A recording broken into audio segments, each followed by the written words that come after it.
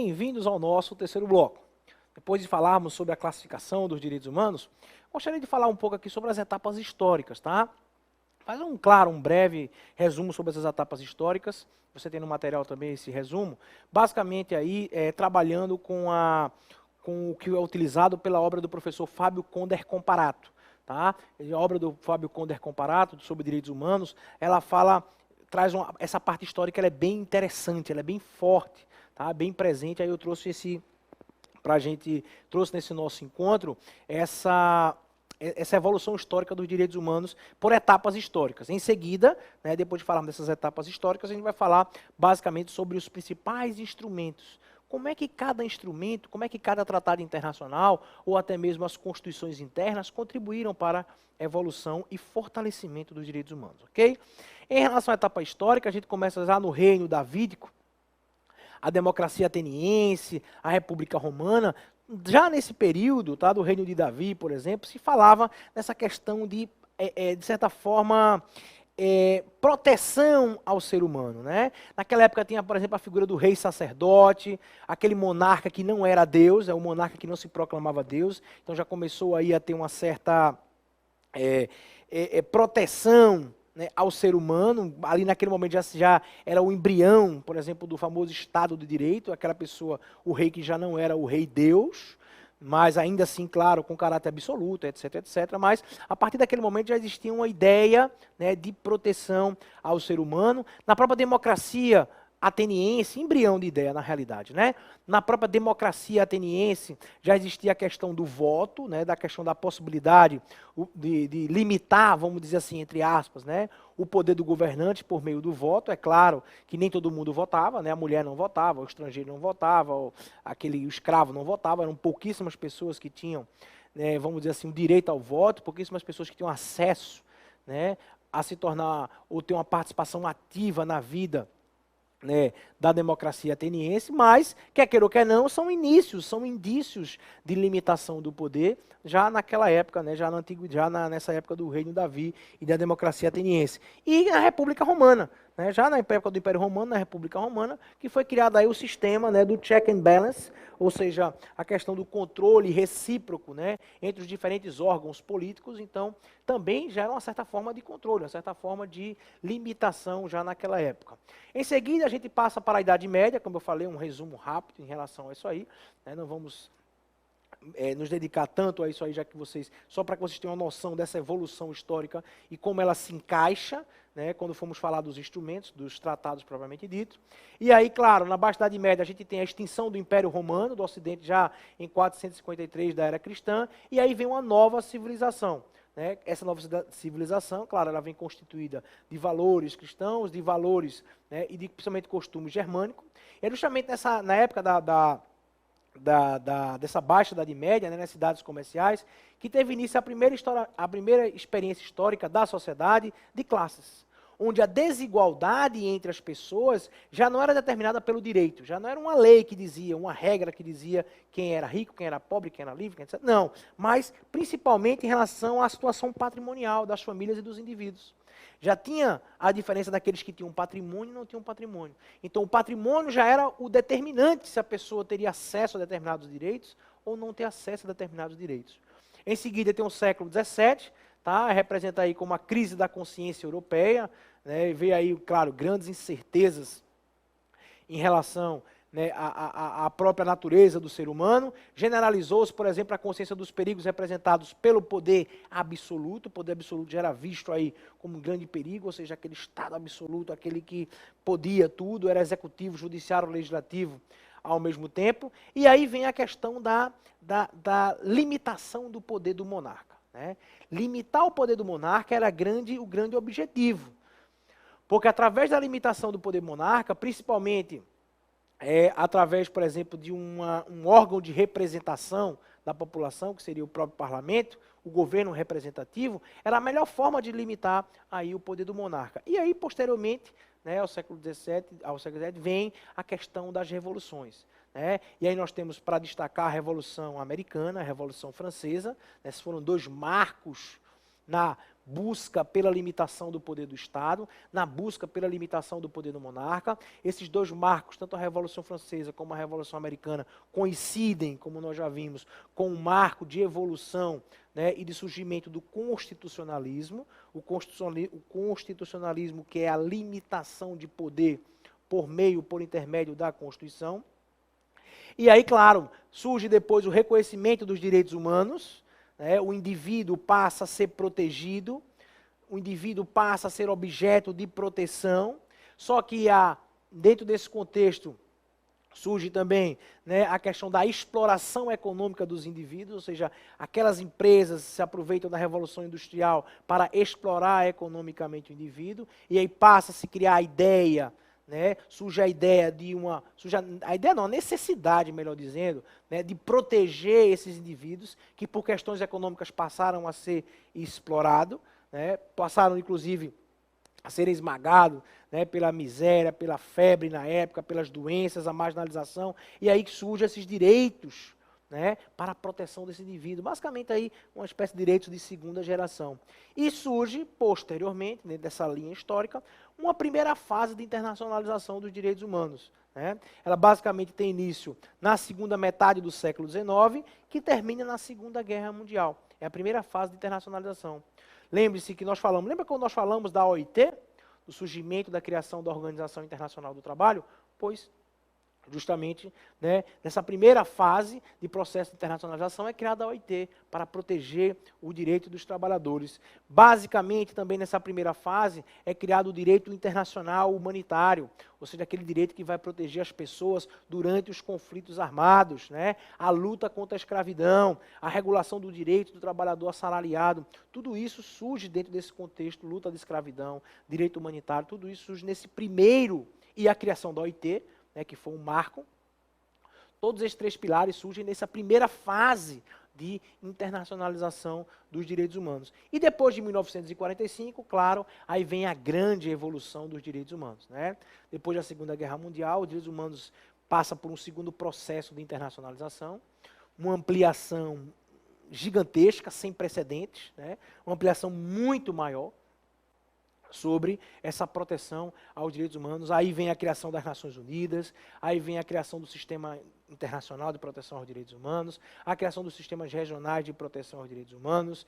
O ser humano passa a ser figura central, né, dos tratados internacionais, e a dignidade da pessoa humana passa a ser o eixo central, né, ao redor do qual circulam, né, os demais direitos. Nesse momento, por exemplo, da história, né, o valor da dignidade da pessoa humana ele se irradia basicamente por todas as constituições do mundo inteiro, né, do pós-guerra principalmente, permitindo inaugurar novas ordens jurídicas, tendo como figura central, como pilar central, a dignidade da pessoa humana.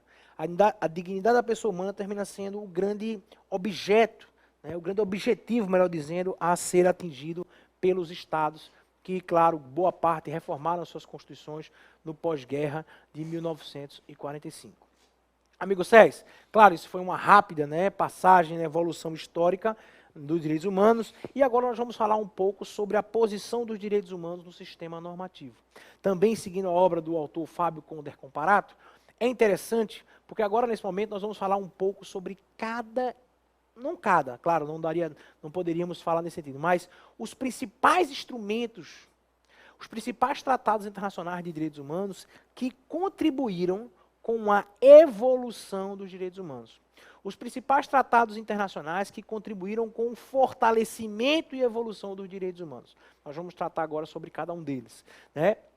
Lembrando que alguns desses tratados, alguns desses instrumentos, nós vamos voltar a falar sobre eles, por exemplo, em relação à Convenção Americana de Direitos Humanos de 1969. Nós vamos falar sobre ela aqui, mas vamos tratar posteriormente sobre a Convenção Americana. O Tratado de Roma, o Estatuto de Roma, que cria o Tribunal Penal Internacional, também nós iremos, né, trabalhá-lo posteriormente. Nesse momento a gente vai trabalhar ou falar de cada um desses instrumentos, seguindo uma ordem cronológica histórica, né? Historicamente, cronologicamente, a gente vai falar de um por um e o que cada um desses instrumentos contribuiu. Por quê? Porque pode cair na tua prova. Tá? Em muitas provas, em alguns editais são abordados esses instrumentos de forma individualizada, de forma pormenorizada. Então a gente vai falar sobre cada um desses instrumentos. Alguns deles nós vamos tratar posteriormente nos encontros seguintes, ok? Outros nós vamos falar nesse exato momento, tá bom? Por exemplo, vamos começar com a famosa Magna Carta de 1215. A Magna Carta de 1215, né, da Inglaterra, foi um marco dentro da proteção dos direitos humanos. Claro, naquele momento é a Magna Carta da Inglaterra, a proteção dos direitos dentro da Inglaterra. Mas foi um marco que irradiou e provocou, né, vamos supor, consequências que outros países naquele momento, outros estados naquele momento, começaram também a adotar esses direitos previstos na Magna Carta 1215. É importante destacar, amigos, que nesse processo de evolução, de concretização dos direitos humanos, 3 países contribuíram em grande medida, principalmente no início. Inglaterra, França e Estados Unidos. Tá? Inglaterra, França e Estados Unidos foram os principais países que contribuíram para o fortalecimento dos direitos humanos. Em seguida, claro, outros países também contribuíram, nós vamos ver agora nesse momento. Então, Magna Carta da Inglaterra de 1215, ou a famosa Carta, né, do rei João Sem Terra de 1215, qual foi ou quais foram as grandes contribuições da Magna Carta 1215 para estarmos falando sobre ela? Ora, amigos Cés, primeiro, ela vai lançar as bases do Tribunal do Júri.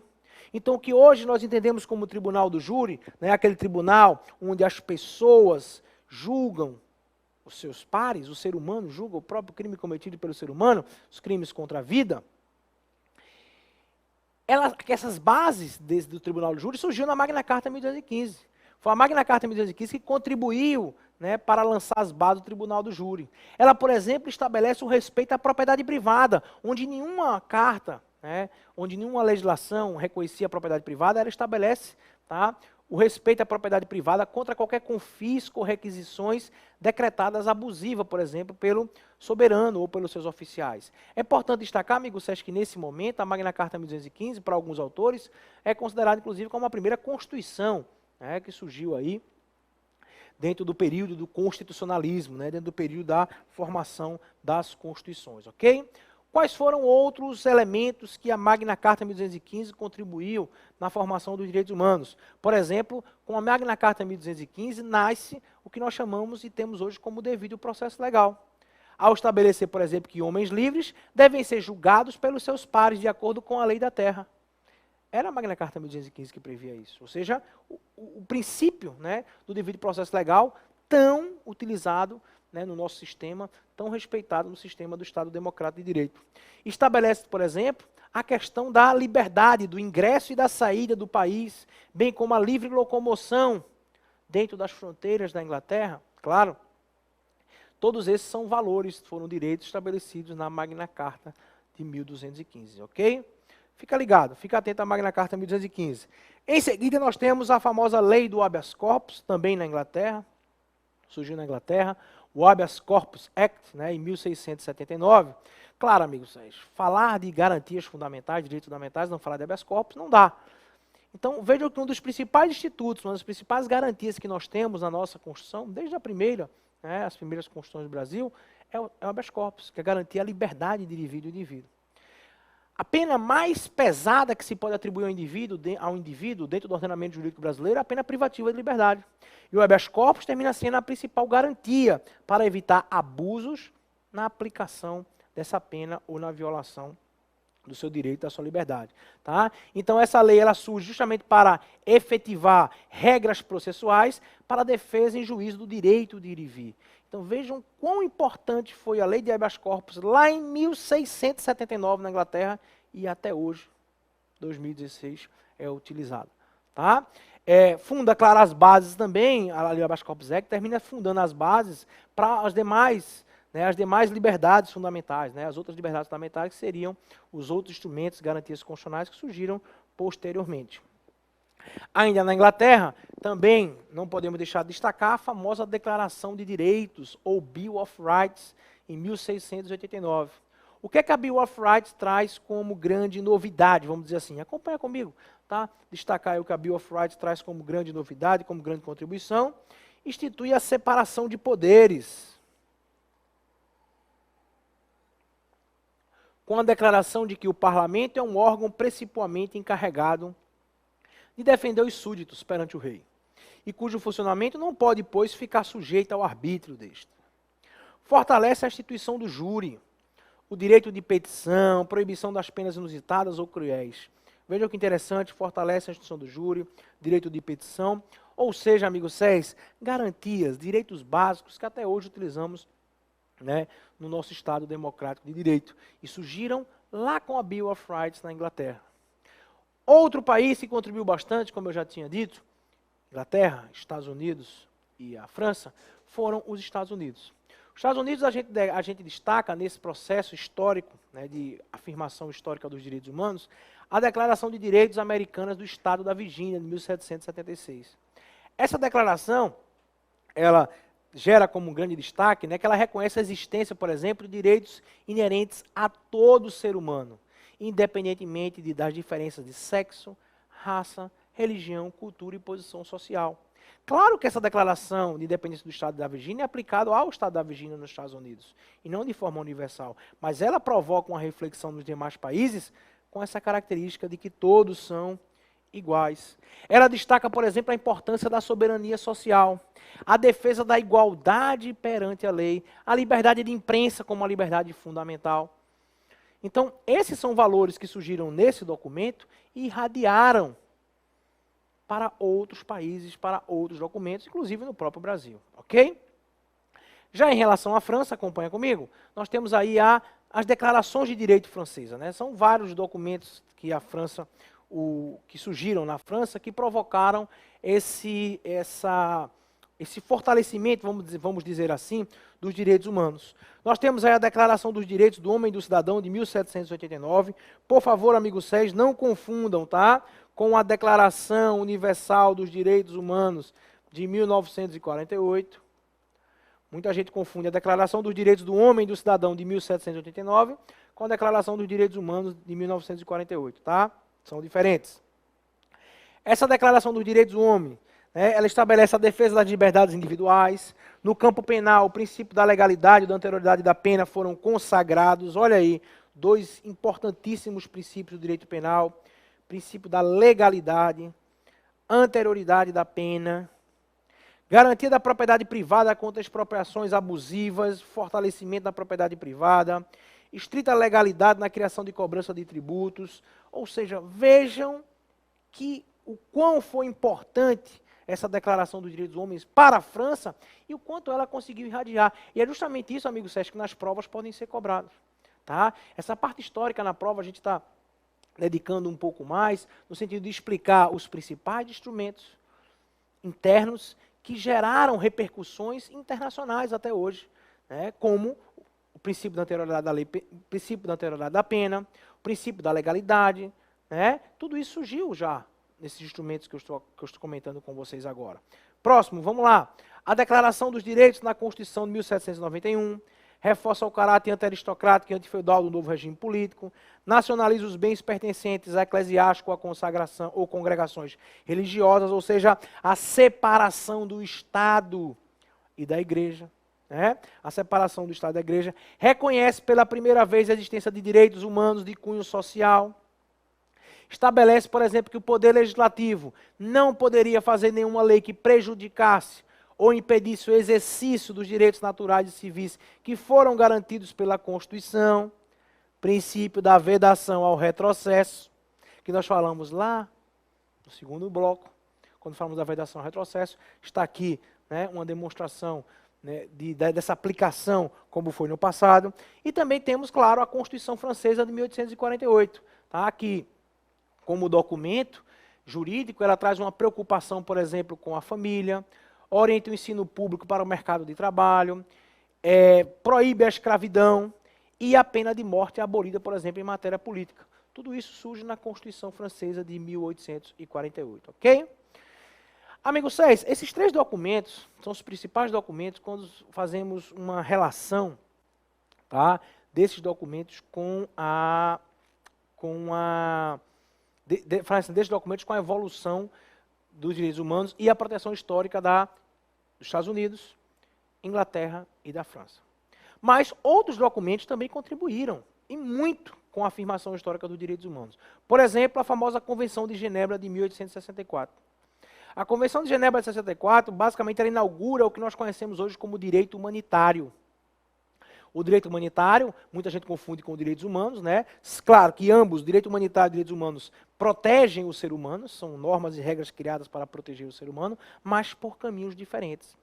Enquanto, basicamente, os direitos humanos são aplicados em tempos de paz, o direito humanitário é aquela proteção à pessoa humana, a proteção ao ser humano em tempo de guerra. Né? Por exemplo, proteger a população civil que não está envolvida na luta armada, na guerra civil ou na guerra entre estados, proteger os presos, né? Que os ex-combatentes ou os combatentes que não representam perigo. Então, tudo isso é o famoso direito humanitário, que vai, posteriormente, ser desenvolvido, por exemplo, essa Convenção de Genebra, em 1864, ela vai justamente servir como base para que, em 1880, surja a famosa Cruz Vermelha.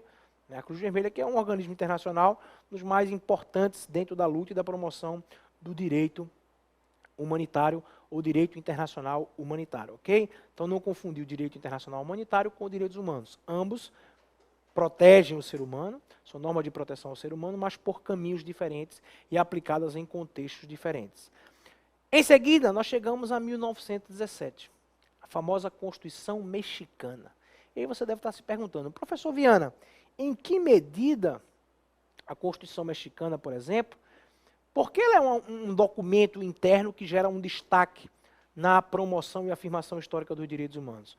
Ora, amigo 6, porque simplesmente, eu poderia colocar como um detalhe maior, a Constituição Mexicana ela é a primeira Constituição a atribuir aos direitos trabalhistas a qualidade de direitos fundamentais. Olha que avanço! 1917, hein? Já se buscava a proteção desses direitos há um bom tempo. Mas a Constituição Mexicana, em 1917, é a primeira Constituição dos Estados, naquela época, a reconhecer que os direitos do trabalhador, ou direitos trabalhistas, são direitos fundamentais. São direitos fundamentais a todas as pessoas. Acompanha comigo outros detalhes, né? Outros direitos assegurados pela Constituição Mexicana. Tá? Proíbe a reeleição do presidente da República, garante as liberdades individuais e políticas, quebra o poder da Igreja Católica, expande o sistema de educação pública, né? Reprevê a reforma agrária e a proteção ao trabalho assalariado. Então, todos esses direitos estavam previstos na Constituição Mexicana 17. E todos esses direitos também passaram a ser previstos por outros estados. Outros estados passaram, de certa forma, a reconhecer a existência desses direitos e a importância de todos eles, ok? Em seguida, acompanha comigo, nós temos a Constituição de Weimar de 1919, tá? Que podemos destacar como uma Constituição na qual estabelece a igualdade jurídica entre marido e mulher. E estabelece, amigo César, eu diria, ó, como principal característica, ou contribuição, melhor dizendo, tá? A função social da propriedade. A tão famosa função social da propriedade que nós temos em 1988, ela surgiu pela primeira vez a Constituição de Weimar de 1919, na Alemanha, ela reconhece a função social da propriedade. Não basta a propriedade ser protegida pelo Estado, ou ser protegida pelo Estado em relação ao indivíduo, mas que a propriedade exerça a sua função social. A propriedade tem uma função social importantíssima do desenvolvimento do Estado e deve, né, justamente por essa forma, ser protegida, mas ao mesmo tempo, como contrapartida, o proprietário deve assegurar que aquela propriedade exerça a sua função social, ou seja, a sua função de beneficiar também a coletividade em caso de necessidade, ok? Em seguida, acompanha comigo, nós temos aí a Convenção relativa ao tratamento de prisioneiros de guerra, a famosa Convenção de Genebra de 1929. Essa Convenção de Genebra, pessoal, ela reforça, né, aquelas convenções anteriores que nós falamos de proteção ao direito humanitário. Ela desenvolve, por exemplo, o conjunto de normas de proteção aos prisioneiros de guerra, que a gente já tinha visto na Convenção de 1864. Ela reforça a questão da proteção aos prisioneiros de guerra marítima. Ela regula a captura, o cativeiro, a organização dos campos de prisioneiros, o trabalho dos prisioneiros de guerra e o fim dos cativeiros, ou seja, tudo isso vem aí com as famosas Convenções de Genebra relativa ao tratamento de prisioneiros, tá? Claro, prisioneiros de guerra. Essas Convenções de Genebra, amigos Sérgio, basicamente todas elas, não todas, mas boa parte dessas convenções, elas estão ligadas aí diretamente ao direito internacional humanitário, né? Ou seja, aquele direito de proteção ao ser humano aplicado durante os conflitos armados, ok? Em seguida, né, tratando aí de seguir a ordem cronológica que nós estamos estabelecendo, de documentos importantes na proteção ao ser humano, nós temos a famosa Carta das Nações Unidas, né, também conhecida como Carta de São Francisco. É o documento que cria a ONU de 1945. A ONU, a gente já disse, ela foi criada depois da Segunda Guerra Mundial. Nós vamos falar sobre a ONU, tá? No próximo bloco, a gente vai falar sobre a ONU, um pouco mais sobre a ONU, sobre o seu funcionamento, sobre a sua estrutura. Nesse momento, apenas citar, seguindo a ordem cronológica, né? A gente veio das convenções de Genebra, de proteção ao preso, seguindo a ordem cronológica, nós temos aí a famosa Carta da ONU, ou Carta de São Francisco, tá? A ONU, ela basicamente coincide, ou melhor dizendo, é por meio da ONU que veio o segundo processo, melhor dizendo, de internacionalização dos direitos humanos. A partir das Nações Unidas surge esse processo de internacionalização dos direitos humanos, o segundo processo, né, já que o primeiro veio aí antes da Segunda Guerra Mundial, com o fim da Primeira Guerra Mundial, a criação da OIT, do direito internacional humanitário, etc. E o segundo processo surge justamente posterior à ONU, né?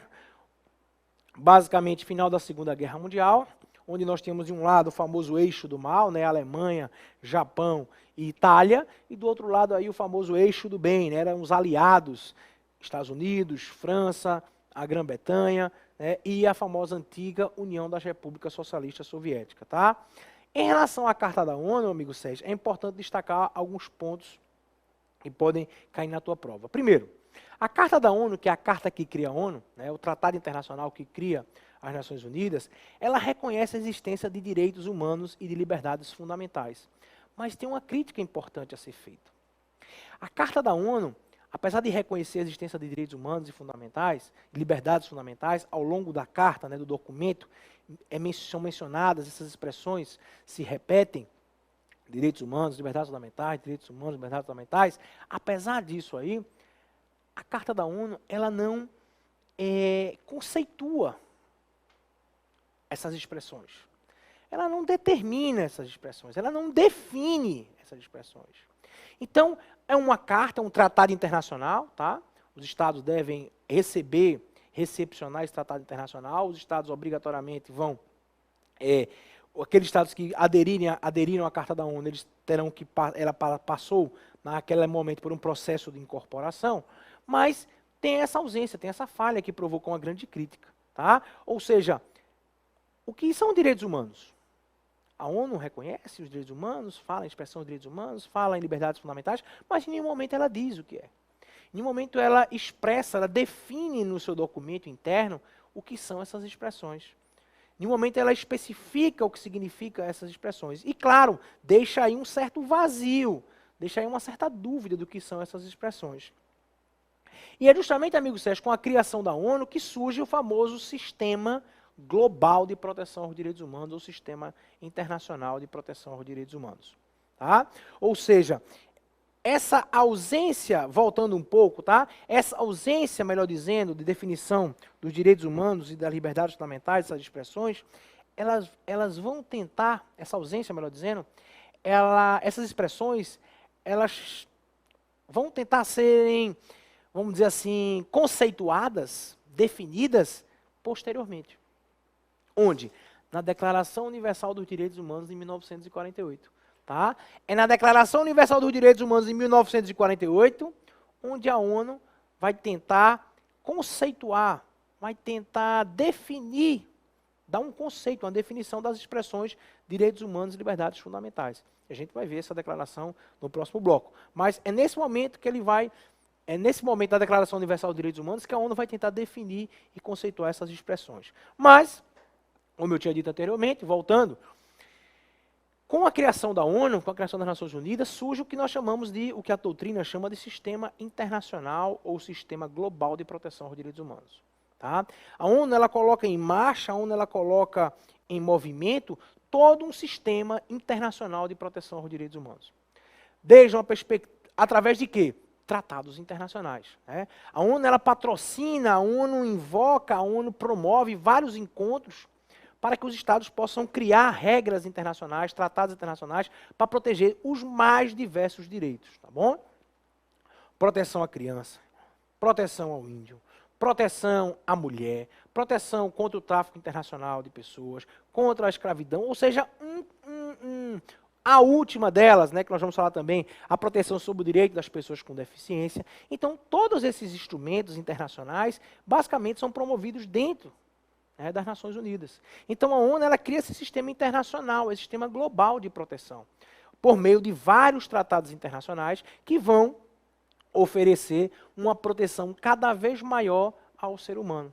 E essa proteção cada vez maior ao ser humano é justamente o que nós chamamos de segundo processo de internacionalização dos direitos humanos. A partir daí, desse segundo processo, mais e mais direitos humanos são criados, mais e mais direitos humanos são previstos nos tratados internacionais. Fica atento ao teu edital, fica atento ao teu concurso, que alguns concursos trazem tratados internacionais específicos.